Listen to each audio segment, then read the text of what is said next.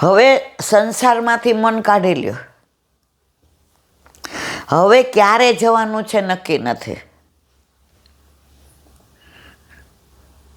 બધા સમજાવે પણ મન પાછું ઓલી ગાય ક્યાં આવી જતી હતી ખીટે, એમ આપણું મન પણ સંસારના ખીટા ઉપર લીલામાં જાય ને ત્યાં સુધી બાંધતા નથી, તોય બંધાવવા માટે પાછા ત્યાં જ જાય છે.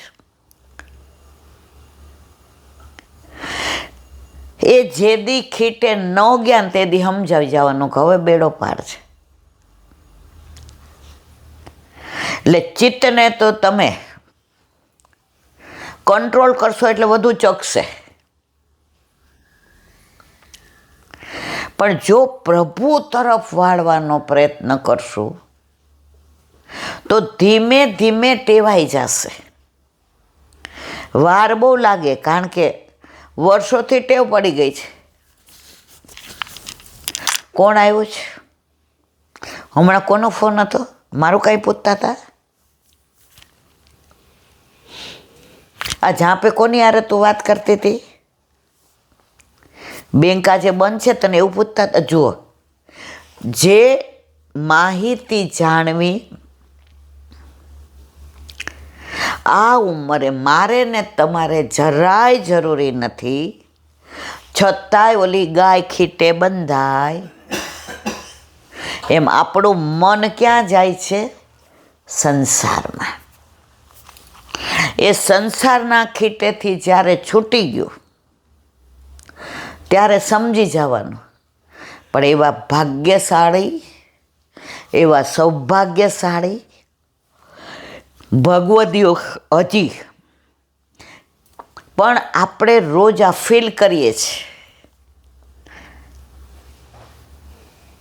કે આપણું મન ખીટે વયું જાય છે.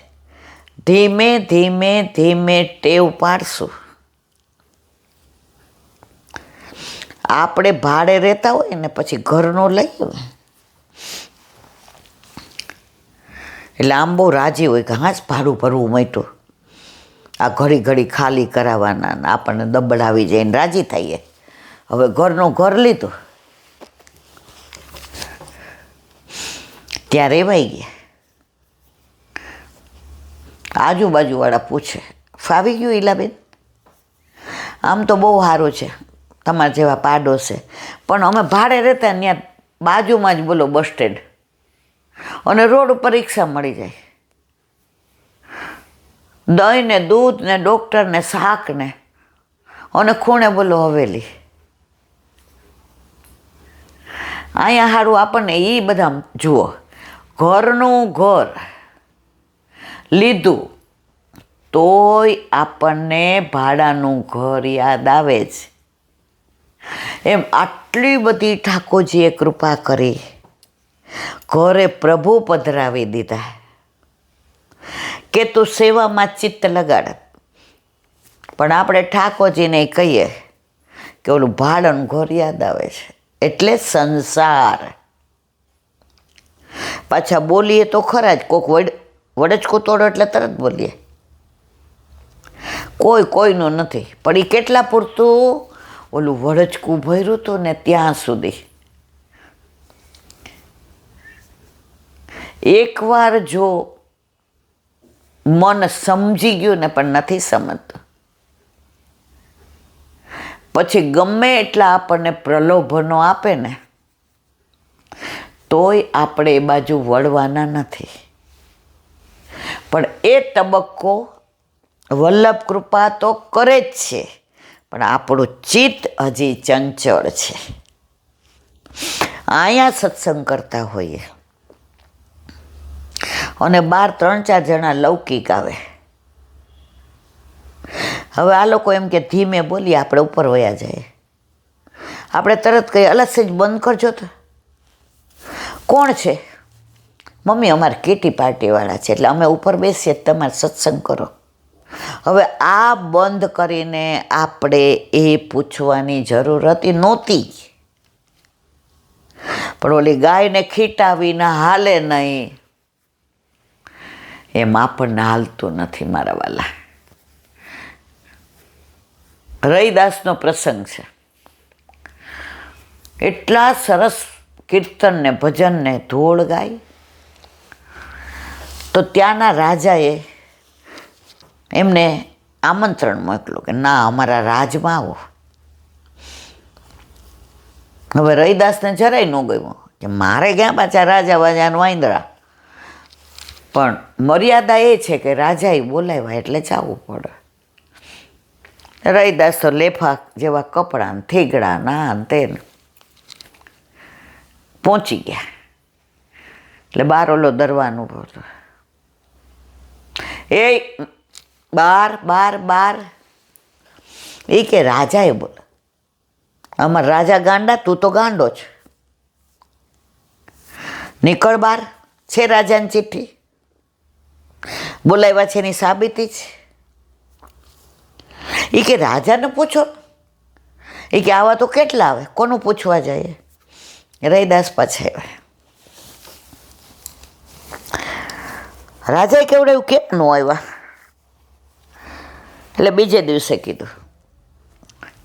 એ કે આજ તો હું તમારી રાહ જોઈશ, તમારે આવવું જ પડશે. રૈદાસ બીજે દિવસે સરસ વ્યવસ્થિત કપડાં બપડા બધું પહેરી અને ગયા. એટલે દરવાનને કીધું. રાજા હા હા આવો આવો આવો. એટલે રાજાએ પછી ફ્રૂટ ને દૂધ ને, ભાવિક હતો રાજા, ભક્તિવાન હતો, ભાવવાળો હતો. એટલે રૈદાસ દૂધ લઈને કે ઓલો જબ્બો પહેર લઈ કે જબ્બા, દૂધ પી દૂધ પી. રાજા જોયા શું કરે છે. વળી ઓલા સફરજન સુધારેલા હતા, સરસ ટોક. એટલે નીચે લેંગો લઈ કે સફરજન ખા સફરજન ખા સફરજન ખા. આવું કરી કરીને બધું મૂક્યું, પોતે કાંઈ મોઢામાં ન મૂક્યું. રાજાએ કીધું, રૈદાસજી ક્ષમા કરજો, કારણ વિના આપ કાંઈક કરો એવું હું માનતો નથી. આજે આ શું છે મને સમજાતું. એ કે કાંઈ નહીં. એ કે ના. ત્યારે રૈદાસે કહ્યું, સાંભળો રાજા, ગઈકાલે હું આવ્યો ને તો મારા ઘરમાં જે લેફા જેવા થીગડાવાળા કપડાં હતા, મારી પાસે ક્યાં ટાઈમ છે અહીંયા આવવાનો. યાદ કરો આપણા કુંભનદાસને. એને અકબરે બોલાવ્યા. હવે જાવું તો પડે. માગો, કાંઈક માગો. એ કે રેવા દે ને ભાઈ. એ કે ના, મારું માન રાખો. કુંભનદાસ કે ભાઈ, એ કે તમે ગમે એવું ગાશો, ગમે મને ખોટું. એ કે ખોટું. એ કે નહીં લાગે. આવડી દીધી. આવન જાવન પનિયા તૂટી, ભૂલ ગયો હરિનામ. આવન જાવન પનિયા તૂટી, ભૂલ ગયો હરિનામ. જાકો મુખ દેખત દુઃખ ઉપજે, તાકો કરનો પડ્યો પ્રણામ. જાકો મુખ દેખત દુઃખ ઉપજે, વાકો કરનો પડ્યો પ્રણામ. અકબર રાજા કે વાહ વાહ. દરબારી કે હમણાં પાડી દેશે. રાજા કે જેને મારી પાસે લેવું છે, અપેક્ષા છે, આશા છે, એ મારી ખુશામત કરે. અને મને જેણે બનાવ્યો છે એ દરબારમાં આ તો મારાથી મોટો રાજા છે, એ શું કામ મારી ખુશામત કરે. એ બે હાથ જોડ્યા. માગો. એ કે આપશો કે ફરી વાર બોલાવતો નહીં. આ ખુમારી જ. આપણે ત્યાં ઓલા વાળવાનો સુપરવાઇઝર આવ્યો હોય ને, સાહેબ ચા પાણી, અરે ભાઈ પૂછડામાં પી ગયો.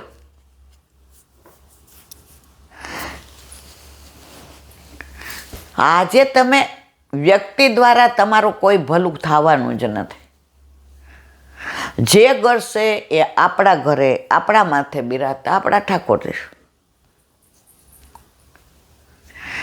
રાજાએ ક્ષમા માગી. કે કયો દરમાન? એ કે એ નહીં, તમે એને કાંઈ ન કહેતા, એ એની રીતે સાચો છે, વાંક આ કપડાનો છે.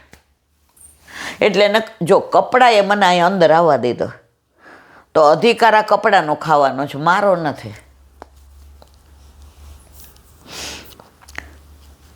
વ્યક્તિની નિષ્કંચા 84-252-90% નિષ્કંચન હતા. કોઈ બાજરી ધરાવતું ને કોઈ છોલા ધરાવતું ને કોઈ જળની લોટી ધરાવતું. ક્યાંય સાંભળ્યું એ વૈષ્ણવે કોઈ 56 ભોગ કર્યા, કોઈ અન્નકૂટ કર્યા? એ ભલા ને એમના ઠાકોરજી ભલા. જે મળે એ ધરાવવાનું, સરાવવાનું ને લેવાનું, બસ. 24 કલાક એમનામાં રૈચા પૈચા રહેતા હતા. તુલસા પદ્મનામદાસની દીકરી મથુરાધીશની સેવા કરે ને બહાર આવીને એનો વિરહ થાય. હવે બપોર રાજભોગ ધરાવીને પ્રભુનો અનુસર કરે. હવે 4 વાગે ઉઠાપન ત્યાં સુધી બાર, હા મારા નાથ, હા પ્રાણપેશ, હા મહાબાહુ, ક્વાસી ક્વાસી, ક્યાં પધાર્યા છો, કઈ કુંજમાં, કઈ સખીની સાથે, કઈ લીલા યમુના કિનારે કે કંદરામાં, ગિરિરાજજીમાં કે કદમના વૃક્ષ પર. આ બધો વિચાર એટલા તન્મય થઈ ગયા કે ત્યાં છોટે મથુરાનાથજી પ્રગટ થઈ ગયા. તુલસા, એ તુલસા, આર્યો આર્યો આર્યો. અરે મારા નાથ, મને તો ટેવ પડી. એ કે મને તાર ટેવ પડી. એ જ ગોપાલદાસ દીકરા.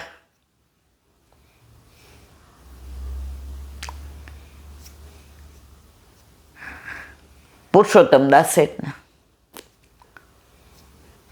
બહાર આવીને કે, હા મદન મોહન પ્યારે, હા મારા નાથ, હા પ્રાણ પ્રેર, હા હા હા ક્વાસી ક્વાસી. તો અંદરથી ઠાકોરજી, હા ગોપાલ ગોપાલ, હા ગોપાલ.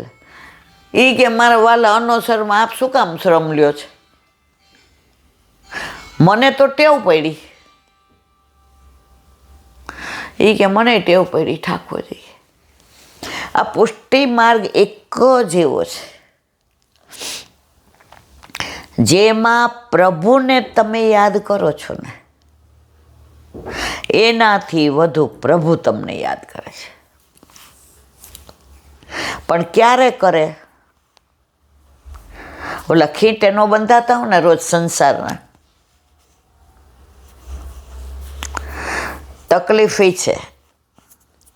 ગાયને છોડી મૂકી કે હવે હું સંત કે લીલામાં પહોંચી ગયો, હવે તું ફ્રી. એ આપણને કે છે સિનિયર સિટીઝનો થઈ ગયા, હવે આ સંસારનો ખીટો છોડો. હવે કોઈ આપણને બાંધવા નથી માંગતું તો પાછું ઊભા રહે જ ખીટે. છોકરા, વહુ, પૌત્ર, પૌત્રી બધા ઈચ્છે કે હવે બા દાદા શાંતિથી એનું કરે થારું, આપણામાં કચકચનું કરે થારું. તોય આપણે તો નહીં, તારા કરવું જ પડશે, અહીંયા જવું જ પડશે, હોમવર્ક કરવા બેસ. કેમ આવીને જમ્યો નહીં, બધું જો પડ્યું રહ્યું. ઈલાબેન તમને કોઈ કીધું?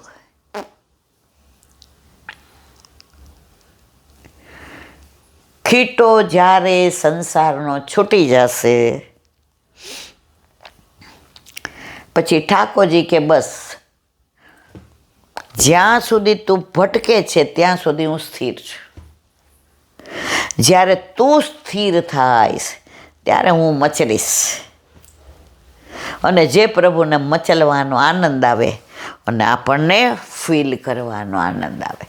બોલો વલ્લભાઈ. 10મ સ્કંદ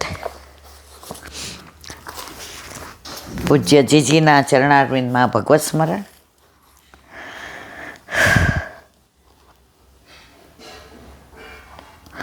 જિજ્ઞાસા બે પ્રકારની છે. આપણામાં જે જિજ્ઞાસા છે તે જગતને જાણવાની કુતૂહલ વૃત્તિ, પ્રભુને જાણવાની તો છે જ નહીં.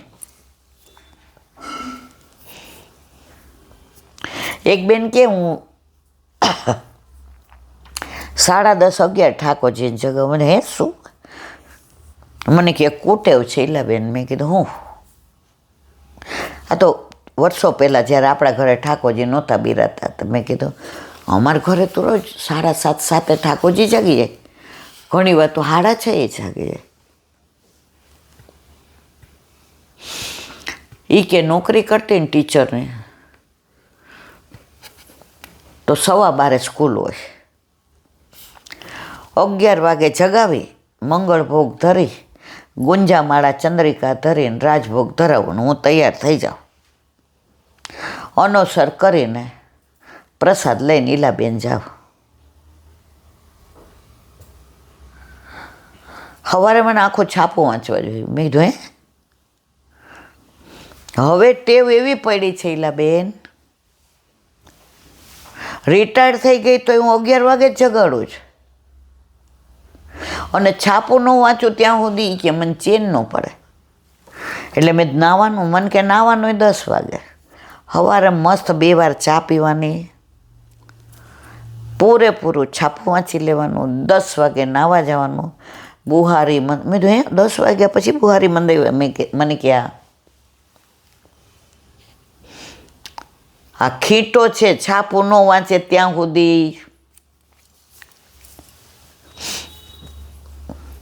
આપણે પુષ્ટ કરાવ્યા હતા ત્યારે આપણે તો નોકરી કરતા હતા,